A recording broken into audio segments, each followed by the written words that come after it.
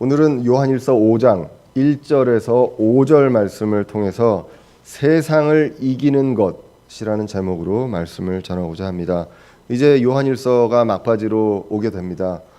이제는 그 계속 반복됐던 말씀들의 요약 결론이 이어지면서 분명하게 다시 한번 강조하는 그러한 것들이 이제 요한일서 5장에 나와 있습니다. 요한일서 5장에 굉장히 중요한 말씀들이 많이 있고요. 그리고 또 이제 다음 주 정도에 읽어보면 알겠지만 삼위일체이신 하나님에 대해서 분명하게 이제 다시 한번 명시하는 그 말씀들이 있습니다. 굉장히 중요한 말씀이고 신학적으로나 우리 지체들에게, 우리 신자들에게 중요한 말씀들이 곳곳에 있는 것이 바로 요한일서 5장입니다. 요한일서는 사도 요한을 통해서 모든 크리스찬에게 주신 하나님의 말씀이라고 이야기했습니다. 이게 쭉 오다가 반복돼서 쭉 오면서 구체화돼서 오면서 이 편지에 어떻게 보면 절정, 클라이막스가 이제 5장에 오게 되는 것을 보게 됩니다. 다시 한번 강조했던 말씀들을 한번 그 되새겨 보면요, 우리는 빛 가운데 거하는 자입니다. 빛 가운데 거하고 하나님 주 안에서 거하는 그러한 자임을 이야기합니다. 그래서 주님과 성도와 교제하는 자다라고 요한일서 1장 3절에서 말씀을 했습니다. 그런데 그럼에도 불구하고 우리는 아직 썩어질 육체가 있습니다. 그렇기 때문에 이 육체로부터 나오는 그 아담으로부터 이어받은 죄가 있고 그 육체의 어떤 정욕으로 인해서 우리 죄의 성으로부터 나오는 그 열매인 죄들이 있다고 요한일서 1장에서 이야기합니다. 그래서 우리는 빛의 자녀이고 빛 가운데 거하는 자임에 동시에 죄와 죄들이 있는 자들입니다. 그래서 이 우리의 죄들을 자백하면 주님께서 깨끗하게 해 주신다라고 이야기를 하고 있는 것이 이제 요한일서 1장 8절에서 10절입니다. 그러면 우리는 신분이 바뀌었습니다.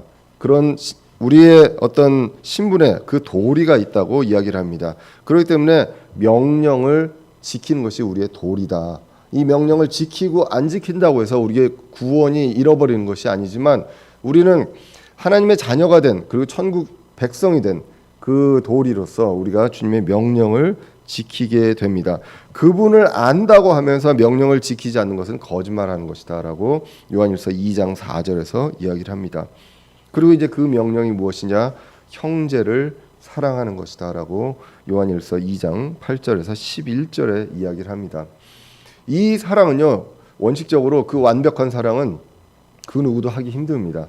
형제를 위해서 목숨을 내놓을 수 있을 정도의 사랑이라고 이야기를 하고 있습니다.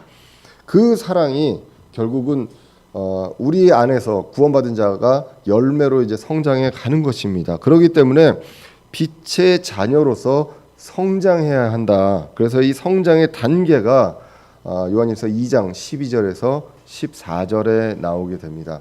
어린 자녀들이 있고 젊은이들이 있고 아버지들이 있다라고 하는 그 성장 단계에 대해서 이제 분명하게 정의를 하는 것을 보게 됩니다.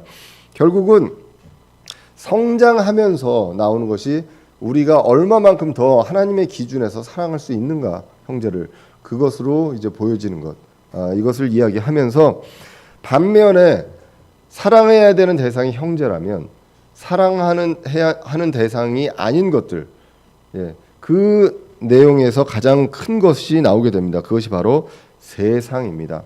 이 세상은 성경에서 요한일서에서 어두움으로 이야기를 합니다. 그리고 마귀의 것으로 이야기합니다.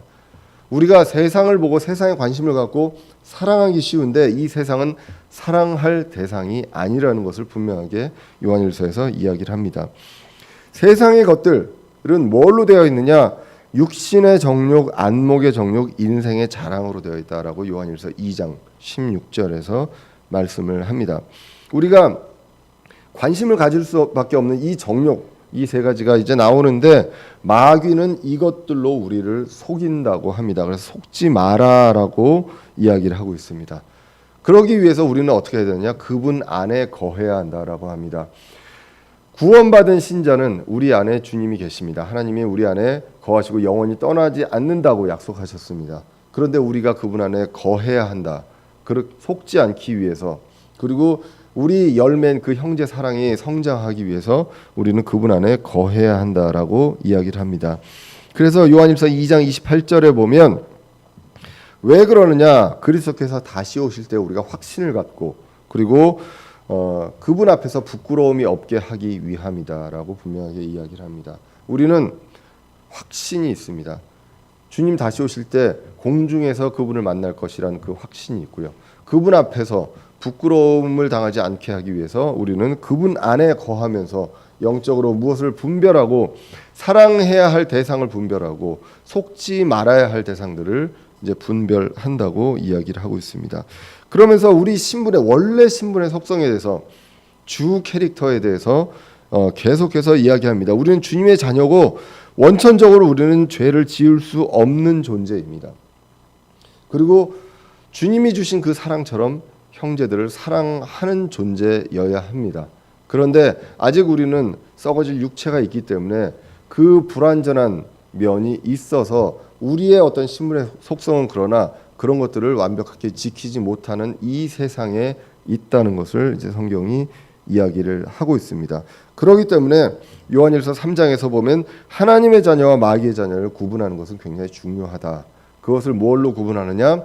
형제의 사랑이 있느냐 없느냐, 그것으로 이제 열매로 알 수 있다고 합니다. 그리고 또 한 가지 분명한 것은 4장에서 거짓 대언자, 거짓 교사를 구분하는 방법으로 예수 그리스도가 육체 안에 오신 것을 시인하는 영마다 하나님께 속한 영이다라고 분명하게 요한일서 4장에서 이야기를 하고 있습니다.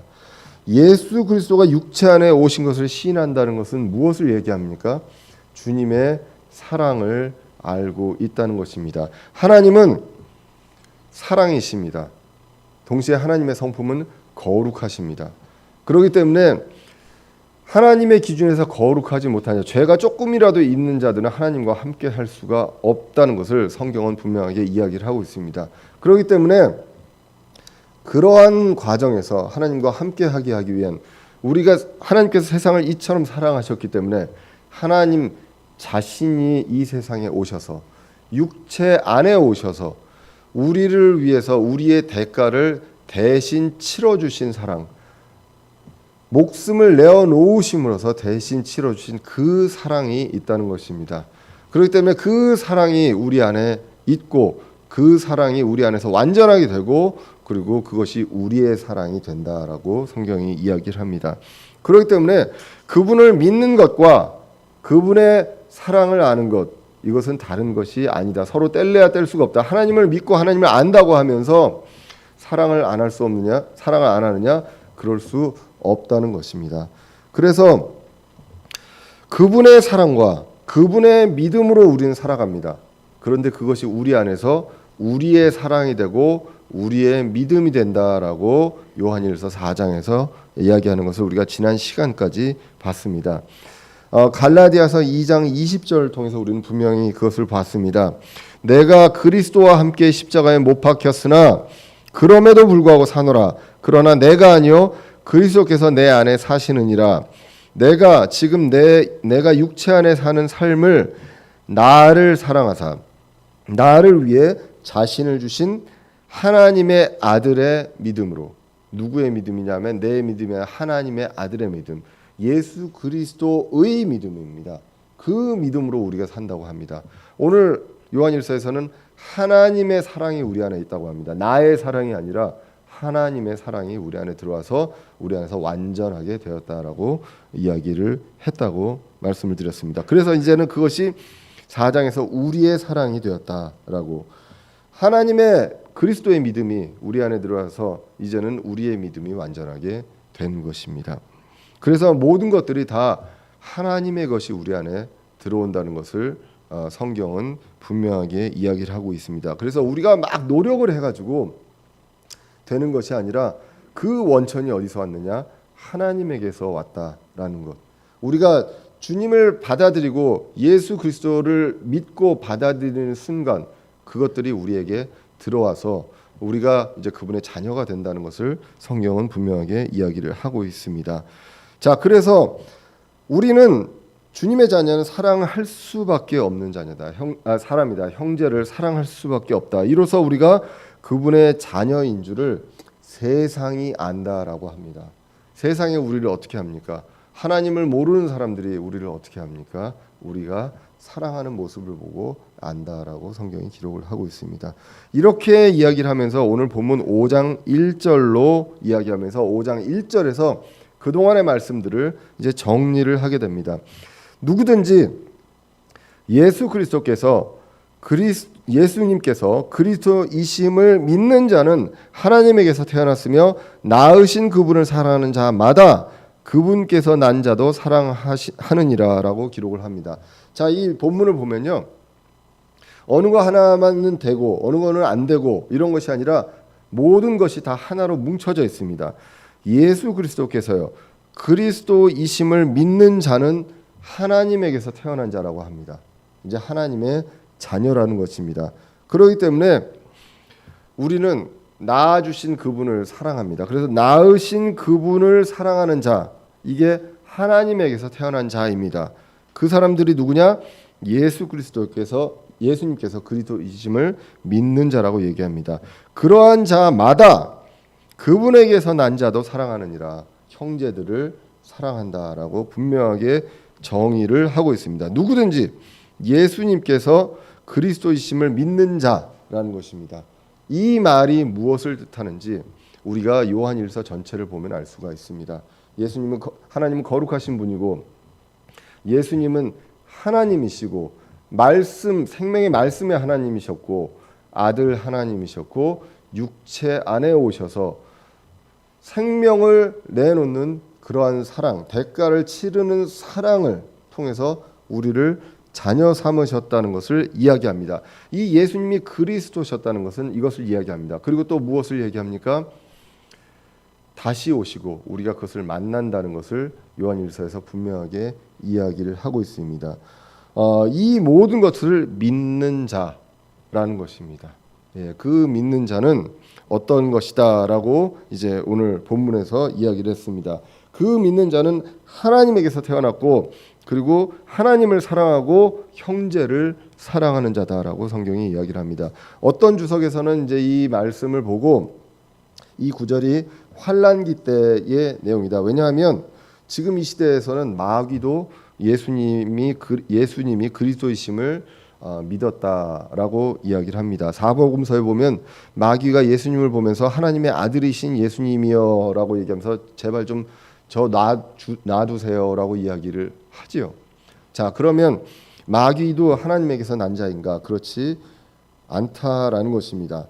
그런데 환난기 때가 되면 여기에 이 땅에 남아 있는 사람들은 선택을 해야 한다. 예수님께서 그리스도이심을 시인할 것이냐, 적그리스도를 믿을 것인가에 대해서 이제 정하는 그때가 오고, 그때 이제 멸망의 아들은 이제 예수님을 부인한다라는 내용으로 이야기를 합니다. 일부분 맞는 부분들이 있으나 우리가 이제 믿음으로 구원받는 그리고 자녀가 되는 시대는 지금 이 교회 시대, 은혜의 시대도 적용을 해야 하기 때문에 이 부분들에 대해서 조금 볼 필요가 있습니다. 마귀는 예수님이 그리스도이심을 믿었다기보다 예수님이 하나님의 아들이심을, 그리스도이심을 알았다고 봐야 합니다. 팩트를 아는 거죠. 모든 역사를 알기 때문에 아들 하나님을 알았습니다. 그런데 그리스도이심을 믿었느냐? 그렇진 않죠. 믿었으면 모든 앞으로 일어날 승패가 다 결정이 된 것을 믿어야죠.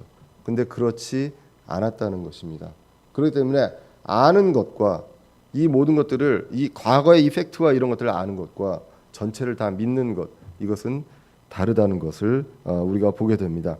오늘 요한일서 5장 1절에서 예수님께서 그리스도심을 믿는다는 것에 대해서 이야기하기 전에, 이게 그냥 갑자기 튀어나오는 갑툭튀가 아니라 그 전에 1장에서부터 4장까지 나온 내용들을 정리를 한 내용이라고 보면, 사실 편지는 그렇지 않습니까? 편지를 적으면서 모르는 내용을 적을 수는 없지 않습니까? 쭉 앞에 있는 내용들을 이야기하고 그것을 정리를 하게 되는데, 그렇게 본다면 요한일서 4장 3절에서 예수 그리스도께서 육체 안에 오신 것을 시인하는 영마다 하나님께 시인하지 아니하는 영마다 하나님께 속하지 아니하였나니 이것이 적그리스도의 그 영이니라라고 이야기를 하고 있습니다. 자, 이것까지는 마귀도 했는지도 모르겠습니다. 자, 그러나 요한일서 2장 4절에서 내가 그분을 아노라 하면서 그분의 명령을 지키지 아니하는 자는 거짓말하는 자여 진리가 그 속에 있지 아니하되라고 이야기를 합니다. 마귀는 예수님을 알았습니다. 그러나 그분의 명령을 지키지는 않았다는 것입니다. 믿는 것 안에 들어가는 것이 이런 것이 있다는 것. 그리고 요한일서 4장 17절에 이 점에서 우리의 사랑이 완전하게 되어나니 이것은 우리가 심판 날에 담대함을 가지게 하려 함이라. 이는 그분께서 어떠하신 것 같이 우리도 이 세상에서 그러하기 때문이라. 심판 날까지 담대할 수 있는 그러한 믿음, 그 승리에 대한 이 모든 것들에 대한 믿음, 이런 것들이 있습니다. 왜 담대합니까? 약속을 이루어 주실 것을 분명하게 확신합니다. 그렇기 때문에 그 안에서 우리는 부끄러움을 당하지 않기 위해서 주님 안에 거하기 위해서 그분의 명령을 지키기 위해서 노력하는 그러한 자세가 있게 됩니다. 요한일서 3장 21절에는 사랑하는 자들아 만일 우리 마음이 우리를 정죄하지 아니한다면 우리가 하나님을 향해 확신을 갖는다고 합니다. 이 말씀을 하면서 우리가 정죄하지 않는다라고 얘기했습니다. 그리스도께서 정죄하지 않습니다. 그렇기 때문에 이 정죄하지 않는다는 것, 이것은 주님에 대한 확신이 있습니다. 그리고 믿음이 있습니다. 그렇기 때문에 우리가 하나님을 향해 확신을 갖는다라고 요한일서 3장 21절에서 이야기를 했다는 것입니다. 그러므로 오늘 5장 1절에서 예수님이 그리스도이심을 믿는다는 것은 그분이 하나님의 아들, 구원자, 육체 안에 오신 분이라는 것을 인정하는 것, 거기까지는 있습니다. 그리고 두 번째, 그분의 하신 일과 하실 일을 믿는 것입니다. 마귀는 거기까지는 하지 않았습니다. 그렇게 하지 마귀는 자신의 패배를 인정하지 못합니다. 자신의 결말이 어떻게 될지를 인정하지 못합니다. 믿지 못합니다. 그래서 끝까지 본인의 일을 최선을 다해서 하려고 노력을 하는 것입니다. 저는 가끔 보면 마귀가 이해가 안 될 때가 있어요. 성경을 보면 우리도 아는 사실 아닙니까? 마귀가 어떻게 될지. 근데 마귀는 그 사실을 모르는 건지 인정을 안 하고 어떻게 해서든지 한번 바꿔보려고 하는 건지 그렇게 하게 됩니다. 그런 자들이 과연 예수님이 그리스도이심을 믿는 것인가? 그렇지 않다라고. 이 한 문장만 봐서는 그럴지 모르지만 요한일서 1장부터 4장까지 전체를 봤을 때는 그렇지 않다라는 것을 이제 보게 됩니다. 그래서 이 예수님이 그리스도임을 믿는 자는 누구든지 하나님에게서 태어난 자라고 합니다. 우리는 저와 여러분들 모두 육신의 부모님으로부터 태어난 자들입니다. 그런데 성경 오늘 본문에서는 하나님에게서 태어난 자라고 합니다. 요한복음 3장 5절에서 이제 예수님께서 이렇게 말씀하셨죠. 예수님께서 대답하시되 진실로 진실로 내가 네게 이르노니 사람이 물에서 나고 성령에게서 나지 아니하면 하나님의 왕국에 들어갈 수 없느니라. 물에서도 나고 성령에서도 나야 한다라고 이야기합니다. 우리는 흔히 이제 물에서 난다는 것은 육체 안에서 육체 부모 안에서 부모로부터 태어나는 것을 육신의 탄생을 이야기하고 성령에서 나야 한다는 것은 영적인 다시 태어남을 이야기합니다. 왜 그러냐면 바로 다음 구절에 6절에 3장 6절 이후에 나오게 됩니다. 육에서 난 것은 육이요 성령에서 난 것은 영이니 내가 내게 이르기를 너희가 반드시 다시 태어나야 하리라 한 것에 놀라지 말라라고 이야기를 합니다. 그렇기 때문에 이것에 대해서 상징적으로 어떠냐 왈가왈 필요 없이 그냥 5절에서 7절까지 읽어보면 그것이 무엇인지를 분명하게 알 수가 있습니다. 그래서 하나님에게서 태어난 자에 대한 정의를 성령으로 태어난 다시 태어난 자다라고 분명하게 성경이 이야기를 하고 있습니다. 자, 이 과정에서 무엇이 있었습니까?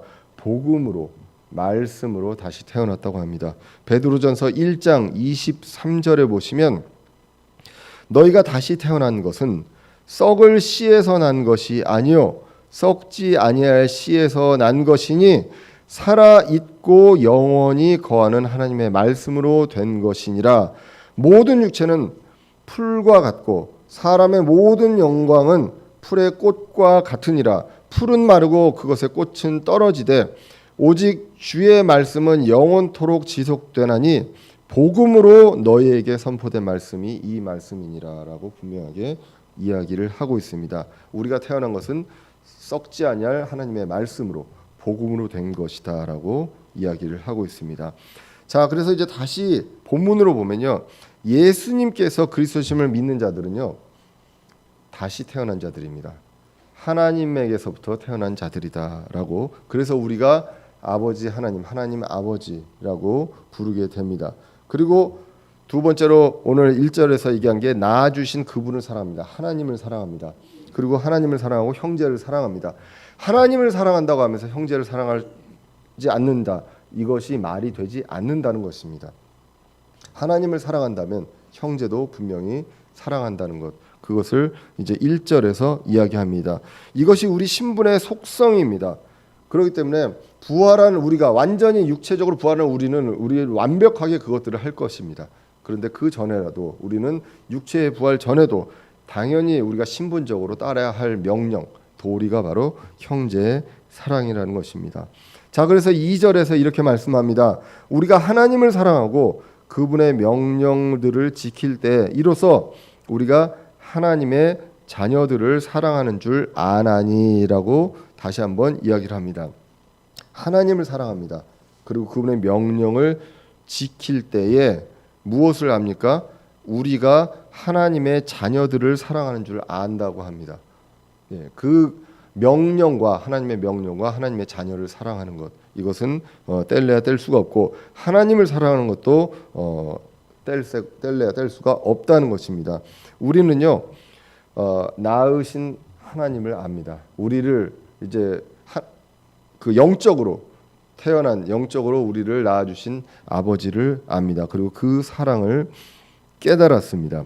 요한일서 3장 16절에 보시면 우리가 형제들을 사랑함으로 사망에서 생명으로 옮겨간 줄을 우리가 알거니와 자기 형제를 사랑하지 않은 자는 사망 안에 거하느니라. 16절에 보면 하나님께서 우리를 위해 자신의 생명을 내놓으셨으므로 이로써 우리가 그분의 사랑을 깨닫나니 우리가 형제들을 위해 우리의 생명을 내놓는 것이 마땅하니라라고 이 하나님의 사랑을 깨닫는 것과 그리고 우리가 구원받은 자녀인 것을 아는 것, 이것은 다른 것이 아님을 이야기합니다. 그런데 이제는 우리도 하나님을 사랑합니다. 여러분들 하나님 사랑한다고 고백하실 것입니다. 기도할 때도 그렇고 찬양할 때도 그렇고 말씀을 읽고 감사할 때 하나님께 사랑한다고 고백하십니다. 지금은 하나님을 우리가 사랑하지만 그 전에 하나님께서 우리를 먼저 사랑하셨다라고 요한일서 4장 19절을 통해서 우리가 봤습니다. 우리가 그분을 사랑함은 그분께서 먼저 우리를 사랑하셨기 때문이다라고 이야기를 했습니다. 자, 그렇기 때문에 오늘 2절에서 우리가 그분을 사랑하고 명령을 지킬 때에 명령을 지키는 것이 바로 하나님의 자녀들, 형제를 사랑하는 것이다라고 이야기를 하게 됩니다. 그런데 이 명령이 우리한테 너무나도 힘들고 우리 보고 처음부터까지 하라는 것이냐? 그렇지 않다고 3절에서 이야기를 합니다. 5장 3절에 보시면 우리가 그분의 명령들을 지키는 것은 이것이 곧 하나님을 사랑하는 것이니라 그분의 명령들은 무겁지 아니하니라라고 이야기를 합니다. 명령은 하나님의 사랑과 이웃 사랑, 형제 사랑이 있습니다. 이 명령들은 무겁지 않다고 이야기를 하고 있습니다. 왜 그렇습니까? 하나님의 사랑이 우리 안에 들어와서 그 사랑이 우리를 인도하시기 때문에 없는 사랑, 우리가 없는 마음을 우리가 막 훈련하고 노력해가지고 하는 것이 아니라 주님의 사랑이, 하나님의 사랑이 우리 안에 들어서 완전하게 되고 그것이 우리 안에 우리의 사랑이 됨으로 인해서 이제는 우리가 사람들을 위해서 사랑을 베풀 수밖에 없는 존재가 되는 것이 바로 구원받은 사람들이 그리고 하나님의 자녀들이 나타나는, 자연적으로 나타나는 현상이라는 것입니다. 그 현상이 많이 나타나는 사람도 있고 적게 나타나는 사람도 있습니다. 그러나 그런 것들이 나타난다라는 것, 그것을 이야기합니다. 그래서 요한일서 4장 16절에서 보시면 우리를 향해 하나님이 가지고 계신 사랑을 우리가 알았고 또 믿었나니 하나님은 사랑이심으로 사랑 안에 거하는 자는 하나님 안에 거하고 하나님도 그 안에 거하시느니라. 이 점에서 우리의 사랑이 완전하게 되었나니 이것은 우리가 심판날에 담대함을 가지게 하려 함이라. 이는 그분께서 어떠하신 것 같이 우리도 이 세상에서 그러하기 때문이다라고 이야기를 합니다. 그렇기 때문에 우리들의 짐, 멍에 이 명령은 무겁지 않다, 가볍다. 마태복음 11장 30절에서도 그러한 말씀들을 했습니다. 그래서 이제 우리는 하나님에게서 다시 태어난 자들, 이제 신분이 완전히 그 변한 그러한 자들임을 1절에서 3절까지 이야기를 했습니다. 그러면 이제 우리가 무엇을 할 수 있습니까? 다시 한번 말씀드리지만 형제를 사랑하는 것입니다. 대상 자체가 하나님을 사랑하고 형제를 사랑하는 것입니다. 그렇지만 사랑하지 말아야 할 대상이 분명하게 있다는 것을 우리가 요한 1서를 통해서 봤습니다. 그것이 바로 세상이라는 것입니다. 요한 1서 2장 15절에 보시면 세상이나 세상에 있는 것들을 사랑하지 말라. 어떤 사람이 세상을 사랑하면 아버지의 사랑이 그 속에 있지 아니하니라고 이야기를 하고 있습니다. 세상은 사랑할 대상이 아니라 싸워서 이겨야 할 대상이라는 것을 오늘 본문이 이야기를 합니다. 사랑은 형제 그리고 하나님은 사랑할 대상입니다. 그리고 세상은 싸워서 이겨야 할 대상이고 그 세상에 있는 불신자들은 전도해야 할 대상이라는 것입니다. 우리는 그 대상을 분명하게 구분하고 할 필요가 있다는 것입니다. 그래서 4절에서 오늘 보면 4절에서 세상을 이기는 것에 대해서 이야기를 합니다. 여러 가지 그 이기는 거 하면 우리가 게임, 스포츠를 생각을 합니다. 늘 말씀드리지만 저의 그 가장 그 인간적인 모습 그리고 어떤 그 모습들이 어디서 나오느냐 스포츠 경기를 보면서 나온다고 말씀을 드렸습니다. 특히나 이제 축구를 보면서 저의 그 인간의 어떤 부족한 그 모습들이 확 드러나는 것을 보게 됩니다. 그래서 그런 것들이 사실은 가족들한테만 볼 수 있다는 게 감사할 따름이고요. 여러분들이 보면 시험 들까봐 그런데요. 여러 가지 스포츠들이 있습니다. 그런데 특별히 이제 미국의 스포츠들은요 특징들이 있어요. 뭐가 있냐면 쉬는 시간이 많습니다. 왜냐하면 미국은 다 일단은 돈입니다. 돈이라 중간중간에 쉬면서 광고가 계속 나가야 돼요. 그게 없으면 흥행이 안 되고 스포츠의 인기가 그 중계를 잘 안 하거든요. 그래서 사실은 축구가 전 세계적으로 큰 인기 있는 종목임에도 불구하고 미국에서 그렇게 큰 인기를 못 하는 이유가 중계를 잘 안 하고요. 중계를 왜 안 하느냐? 전반 끝나고 후반 사이에 그 사이만 광고를 할 수가 있거든요. 그렇지 않으면 안 되는데 사실 미국이 종주국인 그 스포츠의 종목이 뭐가 있냐면 프로 야구가 있습니다. 그리고 프로 농구가 있고 미식 축구가 있죠. 요들의 공통점이 뭐냐? 중간에 쉬는 시간이 많습니다. 소위 말하는 작전 타임이 많아요. 작전 타임이 많아서 그때 광고가 나가고요. 가장 인기 있는 스포츠가 이제 미식 축구인데 슈퍼볼이라고 이제 미국에서 봄에 합니다. 이제 말하자면 이제 프로 미식 축구의 이제 결승전인데 항상 일요일 날 해서 저는 한 번도 생중계로 본 적은 없거든요. 근데 주일날 일요일날 하는데 그 해의 그 슈퍼볼 경기의 광고를 내기 위해서 모든 회사들이 새로운 광고를 그때 만듭니다. 그래서 그 광고를 그 경기에 처음에 내보내는 거예요. 그래서 어떤 사람들은 경기도 보지만 그 광고를 보는 재미도 이제 많이 있다고들 합니다. 제가 이제 말씀드리고 싶은 거는 작전 타임이 많아요. 우리도 이제 우리나라도 이제 프로농구가 있기 전에 원래는 전반 후반이었거든요. 근데 프로농구가 이제 미국 프로농구의 시스템이 도입되면서 쿼터제로 바뀌었죠. 4번으로 나눠요. 그 계속 이제 선전이 들어가고 광고가 들어가고 그리고 이 프로농구는 어떨 때 보면 좀 약간 좀 짜증나는 게 뭐냐면 마지막 끝나기 1분 전에는요 무조건 작전 타임을 무제한으로 부를 수가 있습니다. 그래서 한 5초 진행되고 작전 타임 딱 불러요. 그러면 작전 타임 부르는 동안 광고 나갑니다. 광고 돌아오면 또 하면 한 4, 5초 또 경기하다가 또 작전 타임 또 나와요. 그래서 그 1분이 1분이 아니라 엄청난 시간이 되는 경우가 있어요. 그래서 실제로 그 기간에 그 시기에 이제 점수가 뒤집어지기도 합니다. 예, 그런 일들이 이제 일어나는데 보면 막 그 가슴 조일 때는 보는 사람 너무 피곤해요. 이거다가 막 이제 막 긴장하고 막 보는 사람들 막 그래가지고 이 승리를 위해서 여러 가지 머리도 써야 되고 작전도 펼쳐야 되고 그때 어떻게 해야 될까 전술도 짜야 되고 선수 교체도 해야 되고 이러한 모든 것들이 있는 것들이 보면은 이 세상의 경기들입니다. 근데 그거의 매력이 이제 결과를 모르기 때문에 누가 이길지를 끝까지 가봐야 알기 때문에 그것에 대한 이제 매력이 굉장히 있어서 저도 이제 좋아하긴 하는데 오늘 본문에서 보면 오늘 본문에서 승리에 대해서 이야기를 합니다. 요한일서 5장 4절에 보시면 무엇이든 하나님에게서 난 것은 세상을 이기느니라. 세상을 이기는 승리는 이것이니 곧 우리의 믿음이니라라고 이야기를 합니다. 자, 그러면 먼저 정의가 필요합니다. 세상이 무엇이고 도대체 이긴다는 게 무엇인가? 그리고 그 다음에 이제 어떻게 이길 것인가에 대한 내용들이 이제 나올 수가 있습니다. 그러면 세상은 뭐라고 정의를 하고 있습니까? 다른 성경들도 있지만 우리가 이 요한일서 이 편지 내에서 본다면 세상은 요한일서 1장 6절의 어두움입니다. 그리고 세상에 있는 모든 것들은 뭐냐? 요한일서 2장 16절에 보면 육신의 정욕, 안목의 정욕, 인생의 자랑입니다. 그리고 요한일서 2장 18절에 보면 적그리스도가 활약하는 곳이 바로 세상입니다.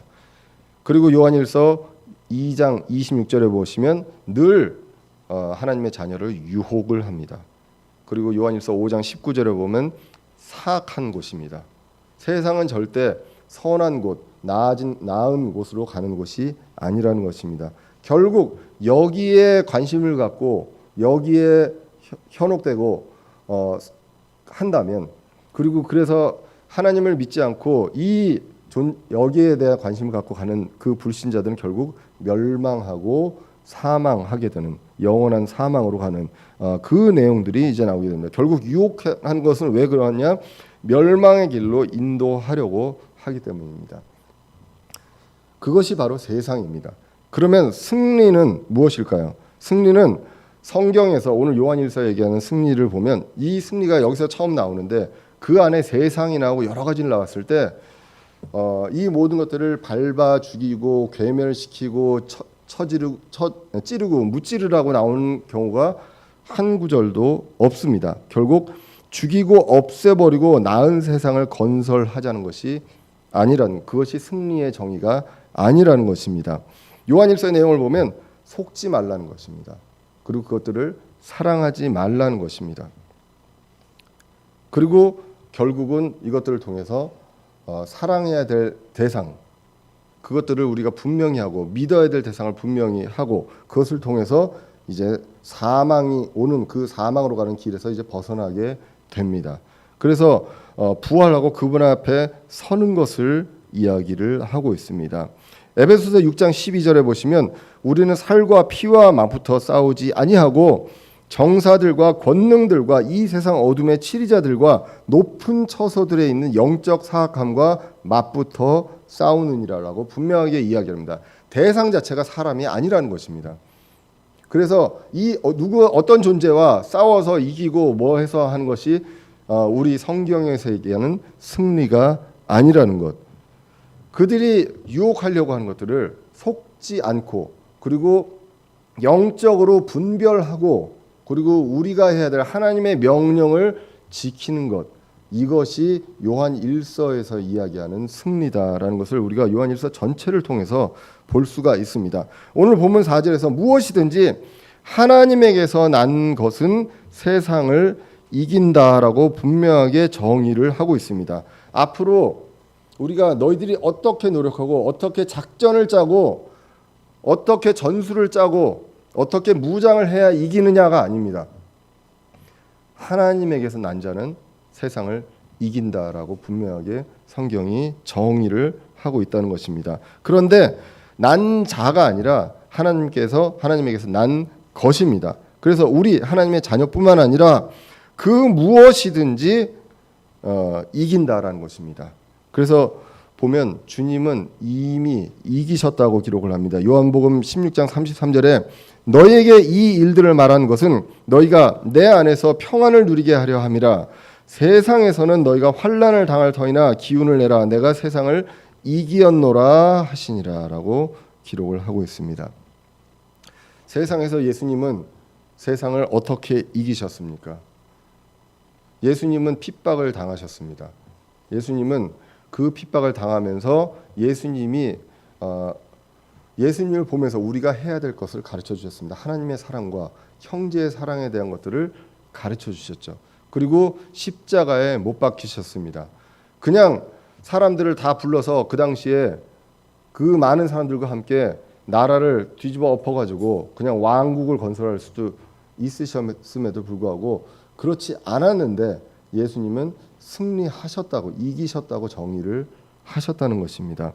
그러면 그 성경에서 예수님께서 세상을 이기셨던 것들을 우리 요한일서와 같이 볼 때 무엇이 있습니까? 예수님도 광야에서 마귀의 유혹에서 이기셨습니다. 육신의 정욕과 안목의 정욕과 인생의 정욕에서 세상을 사랑하지 않고 이 모든 유혹을 이기셨다라는 것입니다. 그렇기 때문에 오늘 요한일서에서도 우리도 그렇게 이긴다라고 이야기를 합니다. 그리고 십자가에서 죽음을 이기셨습니다. 그렇기 때문에 우리도 예수님처럼 이제 앞으로 육체의 죽음을 이기고 부활해서 영원한 몸으로 이제 주님과 함께 할 거라는 것입니다.